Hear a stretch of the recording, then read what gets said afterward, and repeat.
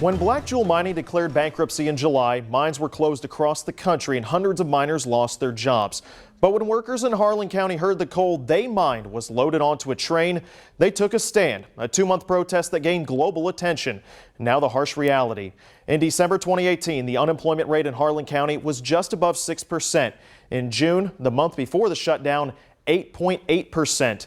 In the last numbers released by the Kentucky Center for Statistics, the rate has risen to 13%, the highest in the state. This shutdown affected the entire community. It's the reason we're here. It's the origin of our existence. My dad and my brother both were miners. My dad too. That's what we do here.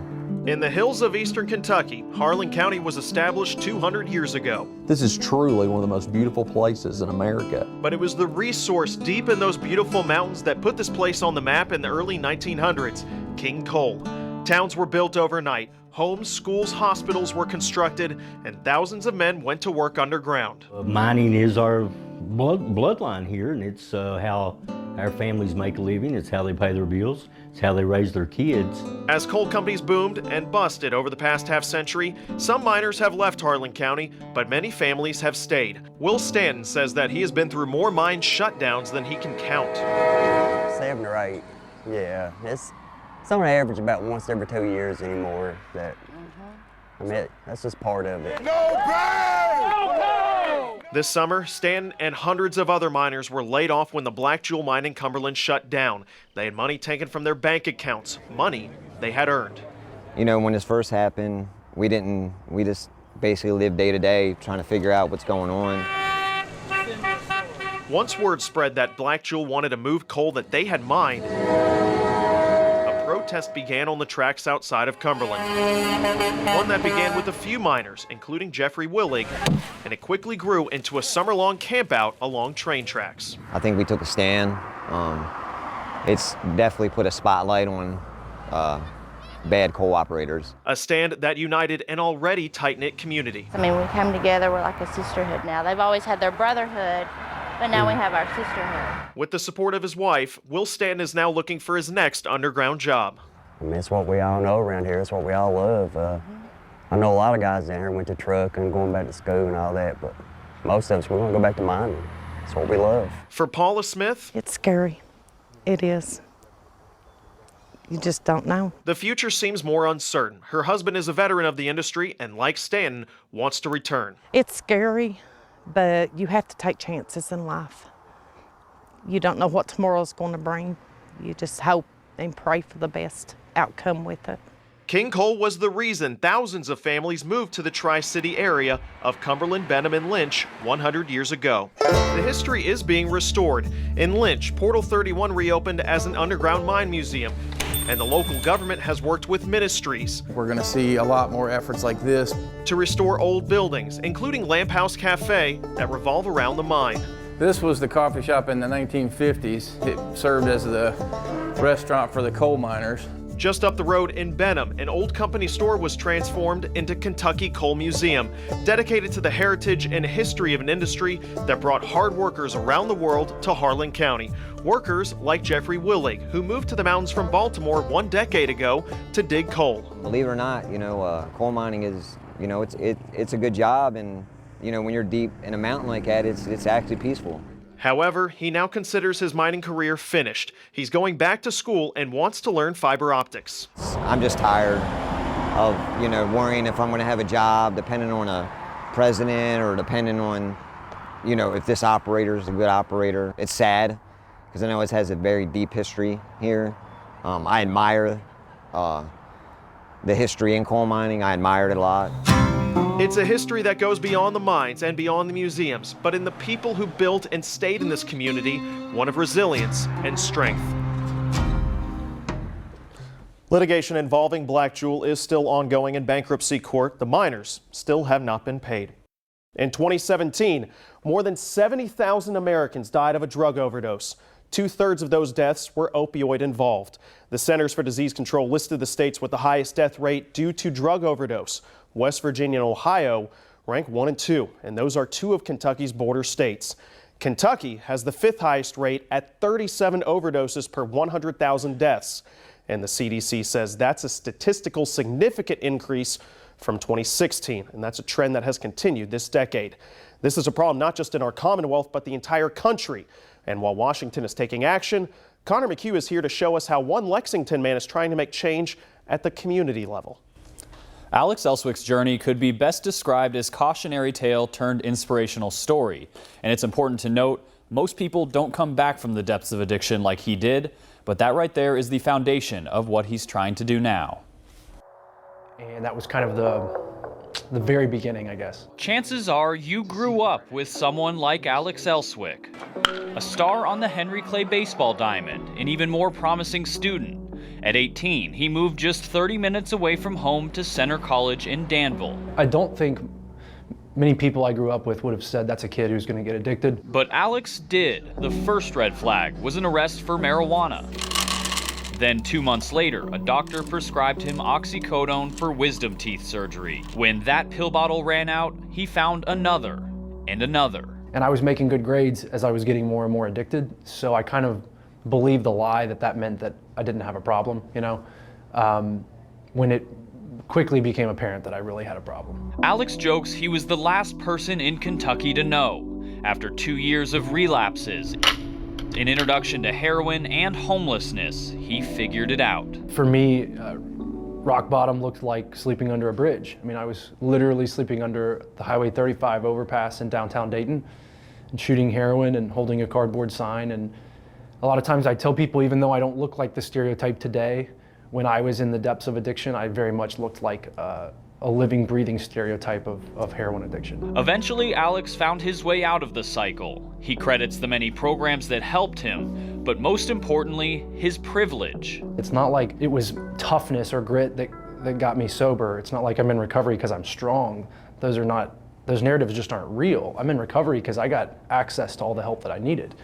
And a lot of my friends don't have access to those things, and that's where Voices of Hope comes in. Voices of Hope is how Alex is returning the favor these days. It's his nonprofit focused on support in recovery. On any night in the office off Old Vine, you'll find free programming such as AA meetings, sober social events, and Alex's favorite, What happened there? telephone recovery support, a method of calling people in treatment and checking up on them. All we're doing is keeping them engaged and trying to build a rapport with them and connect. And sometimes people tell us that the phone call they get from us is the most meaningful human connection they have all week. Alex is also involved in the University of Kentucky's collegiate recovery community. It's a sober living program for students with the goal of one day having an independent dorm. On top of that, he's often out in the community raising awareness and offering hope to people in recovery. We're not hiding out from the community. We stand up and shout out and say, I'm in recovery and I'm proud of that. And I think that goes a long way towards changing the narrative around addiction and recovery. It's a long way to changing that narrative, but Alex plans on doing his part. As someone in recovery himself, he knows how hard the journey is and where people and programs can help. Medical marijuana triggers emotional arguments from both sides. There are people that are very much against it. They say it's an illegal drug that should not be allowed here in the Commonwealth. But others say it's a type of medicine that works for them. And they want to be able to treat their pain and their symptoms using it without the fear of going to jail. But because it is still a crime, many people were afraid to go on camera to talk to us about it. But 2 men did, and they say they're willing to fight for medical marijuana. Bottle after bottle of pills, strong pills. Some pain medication, some muscle relaxants, some vitamins, some blood pressure medicine, sleep aids. This is what Jaime Montalvo's day revolves around. I got on a pill diet, basically. I would wake up in the morning, take a fistful of pills.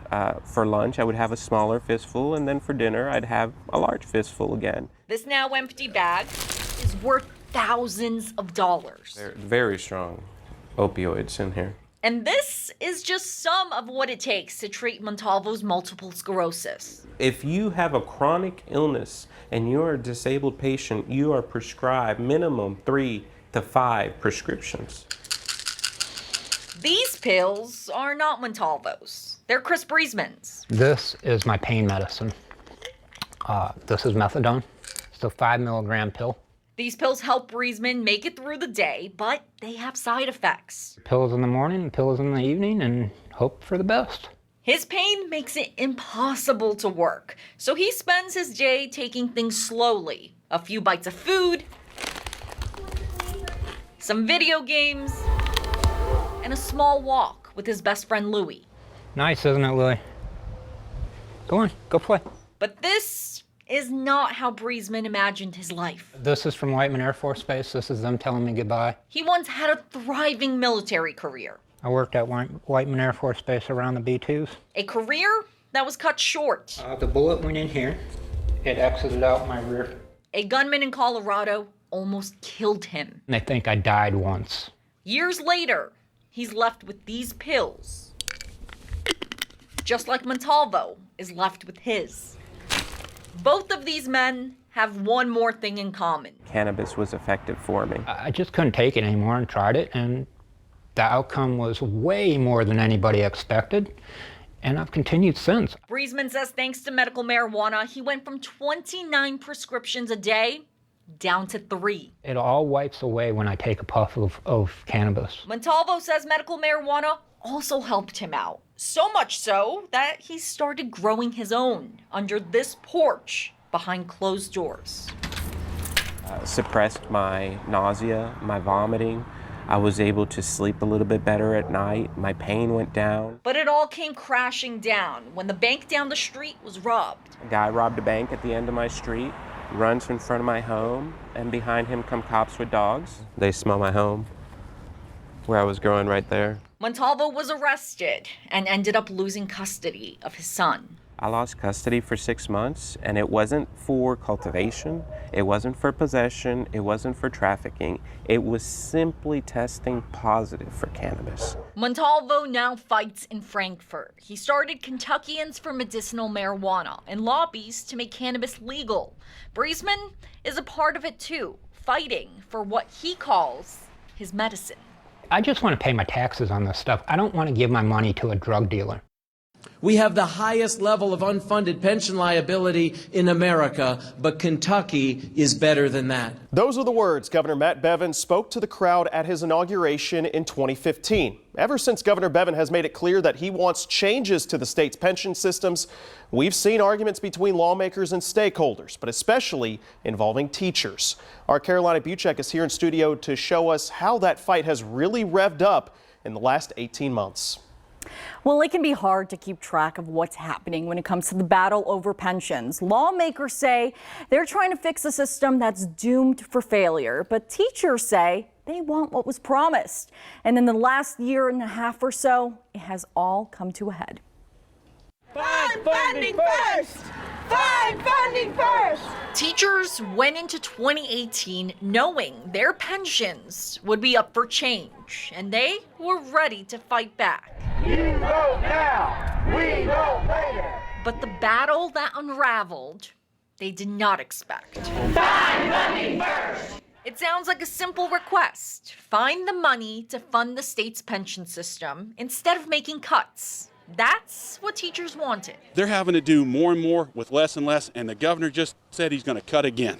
Well, you can only cut so far. Lawmakers responded to those requests with 2018's Senate Bill 1, which lawmakers said would save almost $5 billion and ensure that teachers still have some type of pension system. We've been through this process for some 6 months now, meeting countless hours, countless days, countless weeks, driving countless miles to get to where we are. And this is a good product. I, for one, don't think anybody can really find any fault with what we've done. But the plan would require cutting billions in benefits for teachers, so they quickly fought back. In groups of thousands, teachers went to the Capitol to remind lawmakers they made a deal with the state. It's called the inviolable contract, meaning lawmakers legally can't take their promises back. A promise is a promise. It has to be kept. Our children know that. Our children know what a promise is. They know that when you give your word, you don't go back on it. But apparently our state government doesn't. The large protest worked. Senate Bill 1 was defeated with only a few days left in the legislative session. At first, it looked like the teachers had won. But a quick change was made. Save our schools! Save our schools! Senate Bill 151, originally a sewer bill, all of a sudden had pension reform added on, and it was moving through the process quickly. It became clear lawmakers were going to vote on it that night, so teachers rushed to the Capitol. I worry that this is the demise of public education here in this state. The very next day, 20 school districts shut down for the day as thousands of teachers called in sick. Instead of school, they came to Frankfurt, ready to show lawmakers that they were not happy. The battle over pensions no longer was just about what's in the bill. It was about how lawmakers passed it. Putting it in a sewer bill just shows that these guys climbed out of the gutter, and we're going to send them right back to the gutter. But instead of the gutter, I will sue over this bill. it went to court. Attorney General Andy Beshear and Governor Matt Bevin's lawyers argued all the way to the Supreme Court of Kentucky. God save the Commonwealth, God save this honorable court. In court, the Attorney General argued lawmakers broke the rules because they did not read the bill 3 separate times, a requirement by the state's constitution. The paper was still hot, and they said we're going to vote on it right now. The governor's lawyers argued the content in 151 was the same as the original pension bill. Legislators knew what they were voting on.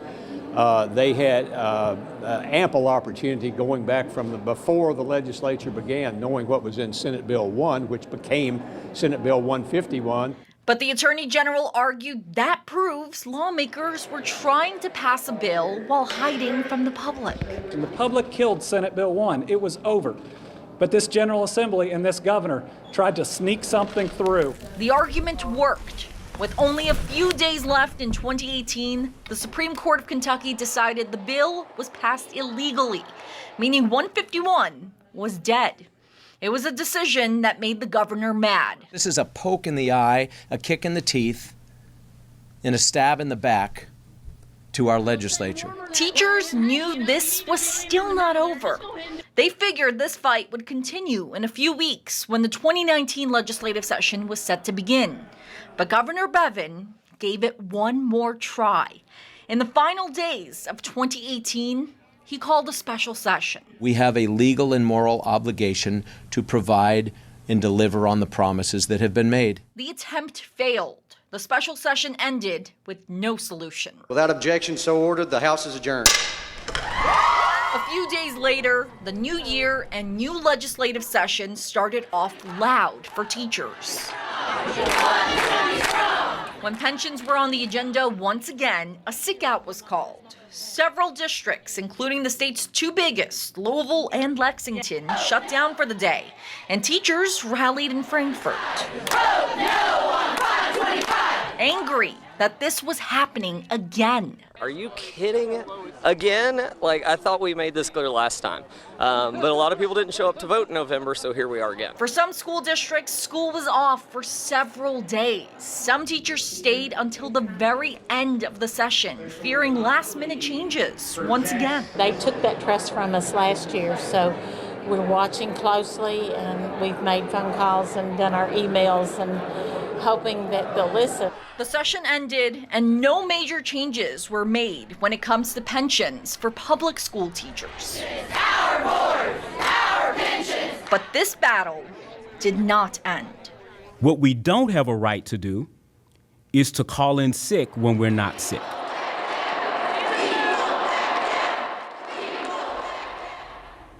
And that brings us to the last several weeks where subpoenas were issued demanding the names of all the teachers who called out sick and went to Frankfurt instead. Well, yesterday, a federal judge refused to block the subpoenas issued by Governor Bevin's administration. And the judge said that that temporary restraining order that the Attorney General was asking for is denied. So Beshear calls that ruling disappointing, but he says this case is far from over. Conroy, back to you.